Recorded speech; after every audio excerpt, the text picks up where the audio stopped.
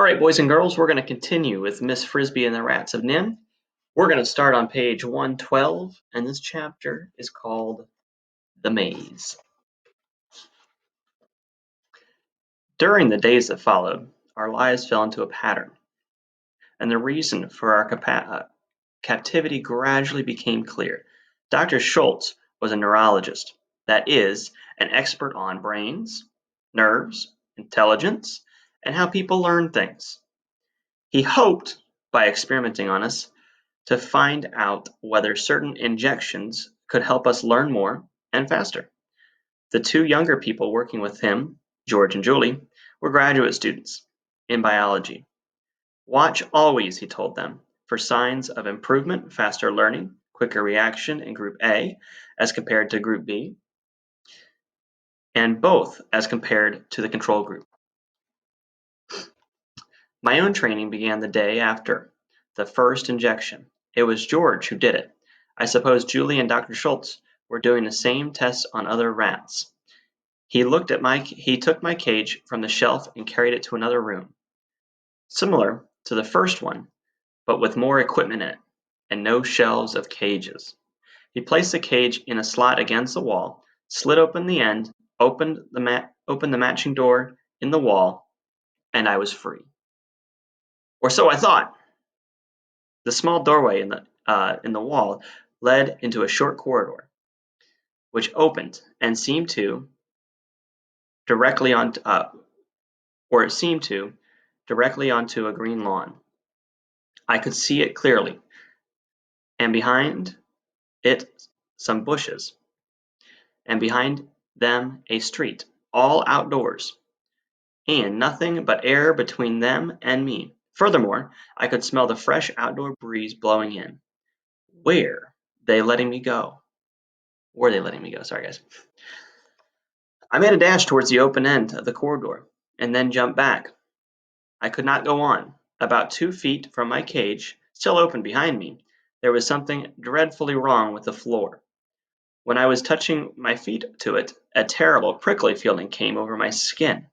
My muscles cramped, my eyes blurred, and I got instantly dizzy. I never got used to that feeling. No one ever does. But I did experience it many times and eventually learned what it was. Electric shock. It was not exactly a pain, but it was unbearable. Yet I was in a frenzy to reach the open lawn, to run from the bushes, to get away from the cage. I tried again and jumped back again. No use. Then I saw, leading to the left, another corridor. I had not noticed it first because I was looking so eagerly at the opened end, the one I was in. The second one seemed to stop. Sorry, about 5 feet away in a blank wall. Yet there was light there. It must turn a corner. I ran down it cautiously, not trusting the floor. At the end, it turned right, and there was a lawn again, another opening. It got closer that time. Then, just as I thought I was going to make it, another shock. I pulled back and saw there was still another corridor leading off to the right. Again, I ran. Again, I saw an open escape hole, and again, I was stopped by shock. This was repeated over and over, yet each time I seemed to get a little closer to freedom. But when finally I reached it, and the grass was only a step away, a wire wall snapped down in front of me, another behind me, the ceiling opened above me, and a gloved hand reached in and picked me up. A voice said, 4 minutes and 37 seconds. It was George. I had, after all my running through the corridors, emerged into a trap only a few feet from where I had started.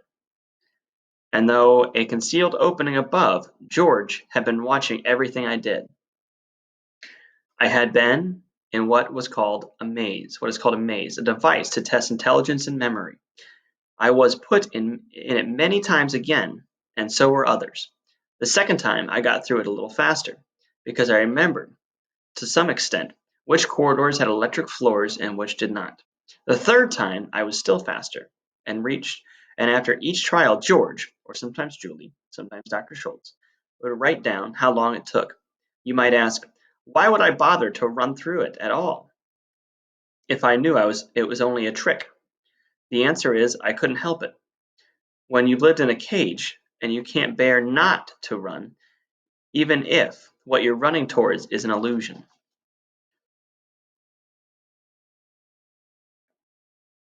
There were more injections and other kinds of tests. Some of these were more important than the maze because the maze was designed only to find out how quickly we could learn, while some of the others actually taught us things, or at least led up to an actual teaching. One was what Dr. Schultz called shape recognition. We would be put in a small room with the doors leading out, one round, one square, and one triangle. These doors were on hinges with springs that held them shut, but they were easy to push open, and each door led to another room with 3 more doors, like the first one. But the trick was this: if you went through the wrong door, the room you entered had an electric floor, and you got shocked. So you had to learn. In the first room, you would use the round door, the second room, triangle, and so on. All of these activities helped pass the time, and the weeks went by quickly, but they did not lessen our longing to get away. But they did not. Oh, sorry, man. I wished for my old home in the storm sewer. I wished I could go see my mother and father and run with my brother to the marketplace. I know all the others felt the same way, yet it seemed a hopeless thing. Still, there was one rat who decided to try it anyway. He was a young rat, probably the youngest of all that had been caught, and by chance he was in the cage next to mine. I might mention that, like Jenner and me, he was in the group Dr. Schultz called A. His name was Justin. It was late one night that I heard him calling to me, softly speaking softly around a wooden partitions between our cages. Those partitions generally kept us from getting to know each other as well as we might have done and discouraged us from talking much to one another. It was quite harder. It was quite hard to hear around them. And of course, you could never see the one you were talking to. I think Dr. Schultz had purposely had them made by some soundproof material. But you could hear if you and your neighbor got in the corners of the cage nearest each other and spoke through the wire front. Nicodemus. Yes? I went over to the corner. How long have we been here? You mean since the beginning? Since we were caught? Yes. I don't know, several months, I think. But I have no way to keep track. I know. I don't either. Do you suppose it's winter outside now? Probably. Or late fall. It will be cold, but not in here. No, but I'm going to try and get us out. Get out? But how? Your cage is shut. Tomorrow we get injections, so they'll open it. When they do, I'm going to run. Run where? I don't know. At least I'll get a look around. There might be some way out. What can I lose? You might get hurt. I don't think so. Anyway, they won't hurt me. By they, he meant Dr. Schultz and the other 2. He added confidently.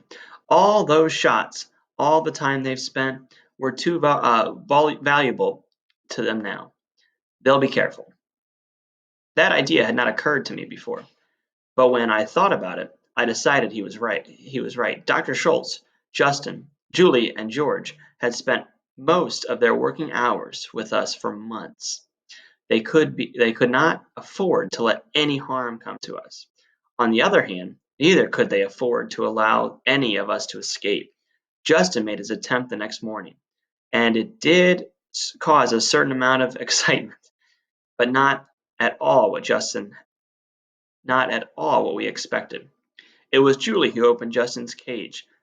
with a hypodermic in her hand. Justin was out with a mighty leap, hit the floor about 4 feet down with a thump, shook himself, and ran, disappearing from my view, heading towards the other end of the room. Julie seemed not to be alarmed. She calmly placed the needle on the shelf, then walked to the door of the laboratory and pushed a button on the wall near it. A red light came on over the door. She picked up a notebook and pencil from a desk near the door and followed Justin out of my sight. A, a few minutes later, Dr. Schultz and George entered. They opened the door cautiously and closed it behind them. The outer door is shut too, said Dr. Schultz. Where is it? Down here, inspecting the air ducts. Really? Which one is it? It's one of the A group, just as you expected. Number 9. I'm keeping notes on it. Obviously, the red light was some kind of warning signal, both outside the door and in. Laboratory animal at large. And not only had Dr. Schultz known one of us was out, but he had expected it to happen. ... A few days sooner than I thought, he was saying. But so much the better. Do you realize? ... Look, he's doing the whole baseboard. But he's studying the windows too. See how he steps back and looks up? Of course. And at the same time, he's watching us too, can't you see? He's pretty cool about it, said George. Can you imagine one of the lab rats doing that? Or even one of the controls? We've got to try and grasp what we have on our hands. The A group is now 300% ahead of the control group in learning and getting smarter all the time. B group is only 20% ahead. It's the new DNA that's doing it. We have a real breakthrough, and since it is DNA, we may very well have a true mutation, a brand new species of rat. But we've got to be careful with it. I think we should go ahead now with the next injection series. The steroids? Whatever that meant. Yes, it may slow them up a little It might slow them up a little, though I doubt it. But even if it does, it will be worth it, because I'm betting it will increase their lifespan by double at least. Maybe more, maybe much more. Look, said Julie, A9 has made a discovery. He's found the mice. George said, see how he's setting them? Probably. He's wondering if they're ready for their steroid injection too. As a matter of fact, I think the G group is. They're doing almost as well as A group. Should I get the net and put him back? George asked. I doubt you'll need it, now that he's learned he can't get out. But they were underestimating Justin. He had learned no such thing. We'll be back with the next chapter.